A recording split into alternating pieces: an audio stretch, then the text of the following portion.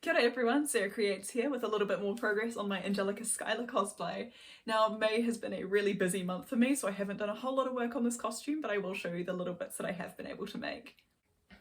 The one thing that I actually have managed to make this month was my skirt support, my bum pad, and this was nearly impossible to find reference photos for because I think they're actually built into the skirts in the professional costumes.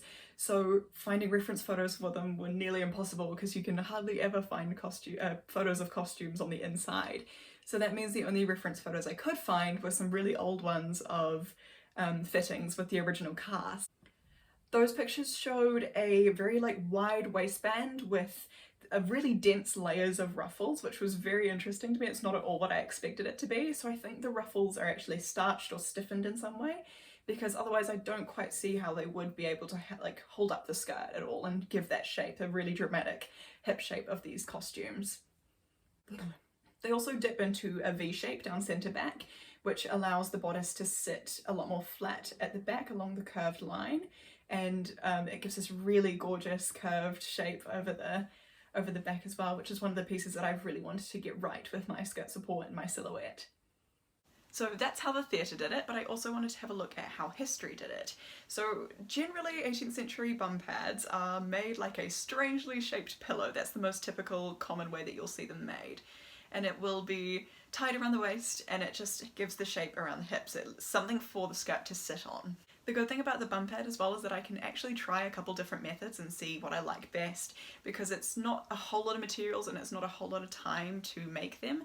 So I might try the ruffle method as well and give that a go, see if I like it more, see if I like the one I've got so far. So this here is my bum pad that I've made so far.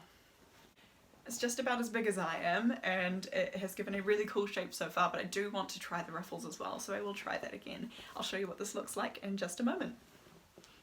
So this here is what the bum pad looks like without a petticoat over top, but you can see already the shape that's going to be here that comes out and from the back.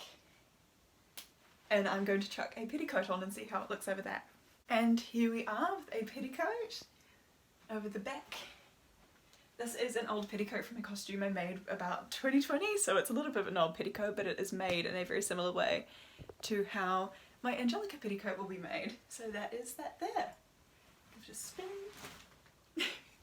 I do really like this shape, but I do also want to try the other ruffle method just to see what it's like and see the differences, if I like it more or less, because the silhouette is one of the things that I really care about in my cosplays. I want to get the shape right. I think it's such a crucial part for me. Like if it doesn't look like the right shape, it just doesn't click in my brain. So I really want to get that part right.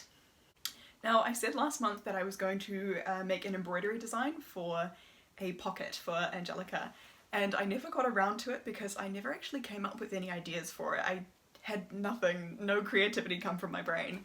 So I do still want to do that, and I still really want a nice embroidery pattern and something that has something to do with Hamilton or with Angelica, but I don't know what, so if anybody has any ideas, I'm very open to some inspiration. So the next steps for this costume is to make the petticoat and the pocket rather than this here old petticoat to see how the silhouette looks, but I would like to make a proper petticoat for this costume and one that will give me the right silhouette, as I said.